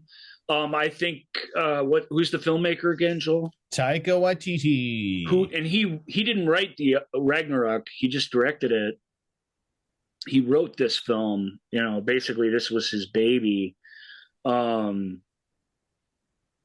And I think he's been sort of thoroughly run out of comic book circles now over it. And, his pirate show and the Things We Do in the Shadows and his smaller movies were so good that I'm almost going to breathe a sigh of relief over that, because the two Thor films are they're just not very good. Yeah. And I'm not quite sure how. I mean, and the first two Thor films weren't that good either. They really weren't very good. So I get it. So they give us this whole series of stuff where they're not committing to anything. They're changing things from film to film in weird and annoying ways. And at least for my money, I know people love Ragnarok, but I hated it. I hated Ragnarok. I couldn't bring myself to hate Love and Thunder because it just wasn't hateable. Right.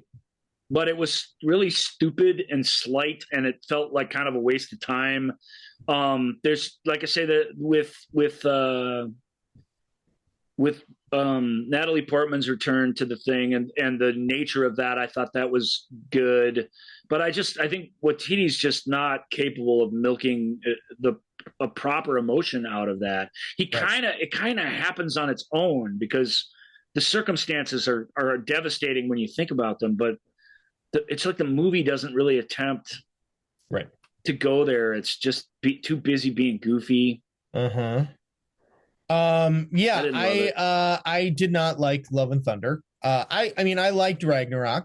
I liked its lightheartedness, the funness of it, which I thought was I mean, if you're going to murder all the people of an entire planet, it might as well be fun. Sure, why not? They didn't murder everyone on a planet. No, they waited till the beginning of the Avengers movie and then murdered the rest of them. Right. But the so I but yeah, what I really felt like, in Thor Love and Thunder we really missed Tom Hiddleston as Loki. That relationship between Loki and Thor, to me, Loki wasn't in Ragnarok either, was he? Yeah, he was. Yeah. What did he do? fought well initially like tried to get Thor like they both ended up on that planet and Loki was Thor's having this is bullshit discussion forum stuff. Well, it needed Loki. Well, you don't know what it would have been with Loki. No, so I don't know what it would have been with Loki. I'm just saying that relationship between the brothers, to me, that apparently that was the through line that I really liked about the Thor story. So with that gone, I'm like, to me, thank goodness for Natalie Portman. Jane Foster was by far the most interesting character in this thing. No but doubt. There was so much slapsticky comedy that I was like, I don't know what's going on here. I was, but it, I will say, yeah, I do think that it did have where it ended was fine. I really did not like the big final battle. It's kind of dull. I like the narrative conceit of the final battle, I guess. Sure. Is what I'll say. Sure, I don't love watching a bunch of kids being incredibly violent, and that rubbed me the wrong way. I know we were supposed to feel like, yeah, that's awesome, yeah, kill them, kids. No, and I was just kind of like, that movie was so, like, I was so not emotionally connected to it that didn't even occur to me. But you're not wrong. It was pretty horrible when you think about it. Yeah. So, so Thor: Love and Thunder, fine. The other thing that was missing outside of Loki is, in the last two movies, is there's no connection between what's happening and our reality. Right. So it requires that you buy into the sort of Guardians of the Galaxy reality. But even if they don't go anywhere near Earth, has an Earthling as the star of it, and his connections, his emotional connection to his mother and his homeland really, really help us be tethered to something. This is completely untethered space madness and nonsense, and it's not entirely, but mostly meaningless. Yep. All right, let's flip over to DC again, and this isn't the movie that killed the DC extended universe films, but maybe was part of the final nail in the coffin of the sort of Snyderversian DCEU. I don't even know what this is going to be. This is Black Adam. Oh, well, no, because this movie's hardly connected to any of that stuff at all. Well, it was eventually going to be, though, is apparently... You're worried about what it was going to be when it connected up with this or that. Let's just talk about what the movie was, which it sucked. It sucked. It doesn't. That doesn't suddenly mean that Man of Steel is now, the promise of it is destroyed because it had anything to do with Black Adam. They're completely unconnected from a narrative standpoint. Yeah, DC's trying a multiverse thing, and they're trying to cast The Rock in something. It probably affects future Shazam films. Yes. But there's nothing Snyderverse about this flick. This is the film that it reminds me most of is X-Men Apocalypse. Is that what it's called? X-Men. Okay. Who's the one that it's X-Men? I think it's X-Men Apocalypse, right? Well, it could be. I didn't watch Black Adam, so I don't know. Is that a movie though? Yeah, X-Men that is a movie. Yeah. Okay. And that had I'm pretty sure it's that one where this god creature evil thing from Ancient is brought into the world, and then he's going to destroy everything, and the X-Men have to team up again, even the good X-Men and the bad X-Men, to fight him. That movie was pretty bad too, but not atrociously terrible or anything, but just really unsatisfying after Days of Future Past. This movie is a lot like that. It deals with all similar concepts. Black Adam, spoiler alert, comes out on our side at the end. But The Rock playing a tortured soul. He's either it's like, what a waste. The Rock playing an arrogant stuffed shirt is fun, and we get plenty of that in Black Adam, but not to make it any sort of like goodness. Mm-hmm. I don't know who worked on it. It was a bit weird to have the Dwayne Johnson sort of hype machine going full speed while the movie was just creating sort of ho-hums across the world. Mm-hmm. That's not to say, I mean, I said it sucked because it kind of does. It's sort of pointless. It's everything that's wrong with the MCU, except it's in the non-MCU movie. It's styleless. Its story is stupid when you break it down. It's weird and dumb and doesn't really relate to people in any sort of way. Pierce Brosnan's crew and stuff. The one guy gives it a go. I can't remember his name. He's a really good actor though. And the scenes between him and The Rock sort of arguing over each other is the best parts of the movie, but it's still not very good. And I just don't know what else to say about that. It's so stupid. And Shazam, actually, well, the Shazam was fun but it really wasn't fun. I don't know. Parts of it were fun because Shazam was fun because it had the kid right. Becoming a superhero is fun. And that part of it is fun. Yeah. But the rest of it, the comic book stuff, the bad guys, the evil from another dimension, all that shit was stupid. And the ending of that movie was about as dumb to an ending of a superhero film as you're ever going to see. And not just dumb, but underwhelming as well. So that wasn't very satisfying. This isn't very satisfying. Just big, expensive blockbuster by the numbers that has no real anything happening in it to be worth existing. So, yeah, I guess I'll stick by that. It sucked. It's not poorly crafted or like the people aren't not doing a good job. It's just, it's in the service of just emptiness. Right. It's what the end of the era. I don't think it's the Snyder films. I think it's the idiot suits at Warner Brothers.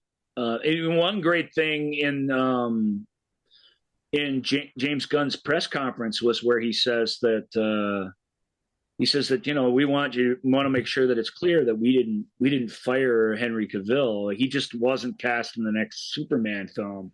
We think he's a great guy, and we think he's frankly been dicked around by the people who used to be running this franchise. Right. We're sorry for that. You know what I mean? Mm-hmm. And Black Adam's is case in point of him being dicked around, of them trying to keep something alive that they never believed in the first place. Right. So whatever the Snyderverse was going to be, I mean, by the time you get to Black Adam, it's nowhere to be found. Mm-hmm. Nowhere. And that's true to a lesser degree of Aquaman and a few other things where they just wanted to do something different and they didn't know how to do it as good as anybody else. Right. Or rather, they wanted to change their thing that was different to something that was the same and couldn't do it. Not to the quality that anyone agrees is worth existing. And so you have basically a pile of movies that are not very good because of those guys. And nothing really to look forward to in the immediate future, unless The Flash is truly one of the greatest superhero movies ever as it's being reported. Again, when it gets here, we'll decide if that's true or not. Sure. Let's put on the brakes and wait till it's here and we're watching it and if it works or not.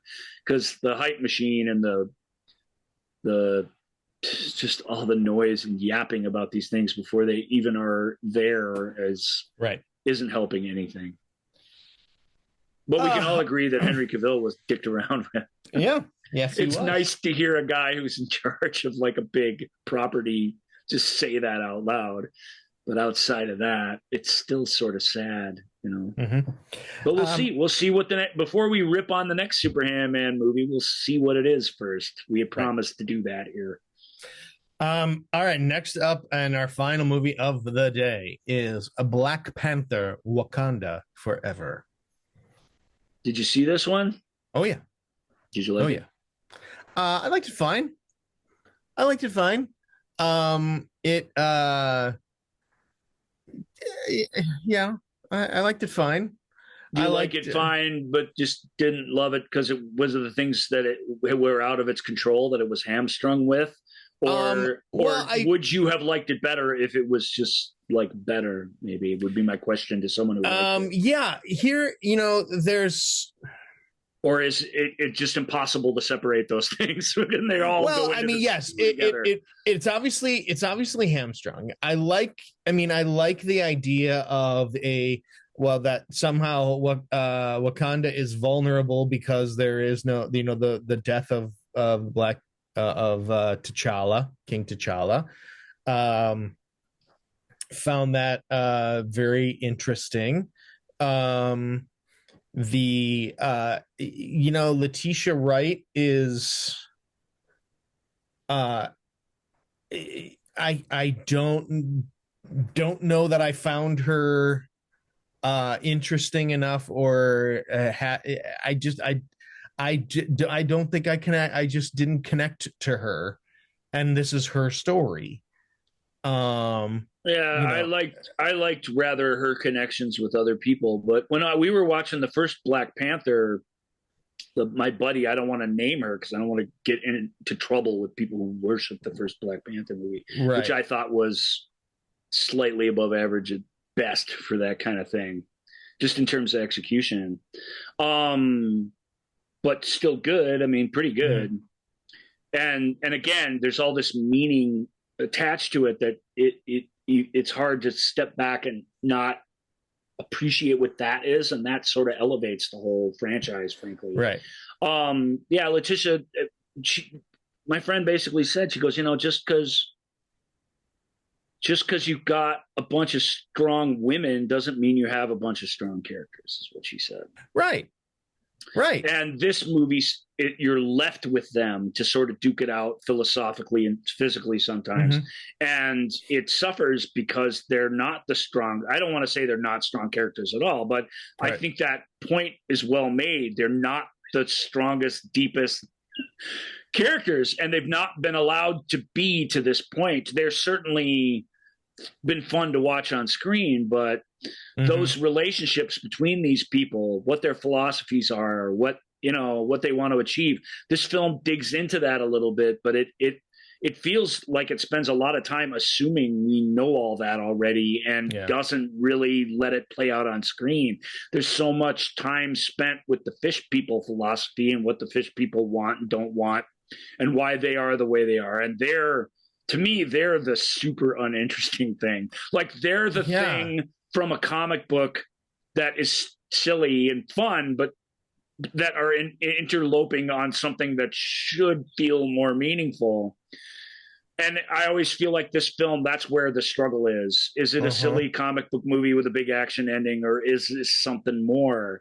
It starts out with the promise of something more, and I don't think it achieves something more at all. I think it really achieves a standard, it's your turn now, kid. We've defeated the fish people for a while, but they'll be back, and you're the next, just all this shit that we've seen before. Yeah, I also didn't find the CG in the final battle very convincing. And it was even Thor Love and Thunder, where I wasn't very involved, like that stuff. Thor's got a little bit of an edge. He's not grounded to reality in any way. So the little leaps and things that he does or whatever. But this film, I was just kind of like, I sort of feel like the plot that Spider-Man Far From Home had, where it's Peter dealing, that movie is a lot of it at its core is him dealing with the weight of Tony Stark being gone now, and he has been, and is he the heir apparent to Tony Stark, and how that literally all of that, literally him trying to take a vacation from Spider-Man and finding out that he can't. And that whole am I the heir apparent, or what does that mean, and just really and letting that conflict shape all of his decisions. And and obviously you can't just take that story, put it in Black Panther, Wakanda Forever, because people will just go, oh, this was Spider-Man Far From Home. The biggest problem with Black Panther and Wakanda Forever, just to nail it down a little bit, what you're saying, because I agree with you, is that it isn't connected to reality in any way. Yeah. It's also the problem with the last two Thor movies. They're out there in nowhere, and they're not. There's nothing for us to relate to very easily. So the only thing we're left with is what Joel's saying, which is Spider-Man is absolutely connected to our neighborhoods, to our schools, to our everything. These aren't. So philosophically, they really got to stick what they're going for. And this film feels unsure of what it's going for. Right. And so that sure. thing with Spider-Man is in here, the dealing with the legacy of the lost, but instead it goes back to what you were saying. Just because you have strong women doesn't mean you have strong characters. They take the tact of, she's angry, she's enraged that her brother died, she's enraged that she couldn't save him, she's enraged that Wakanda has now been attacked, and so everything is rage.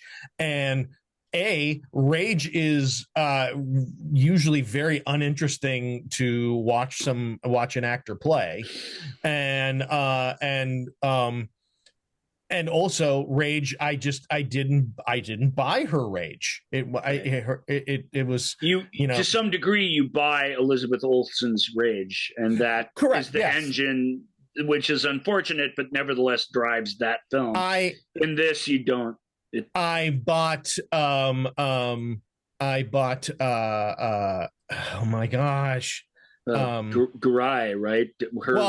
I Angela Bassett.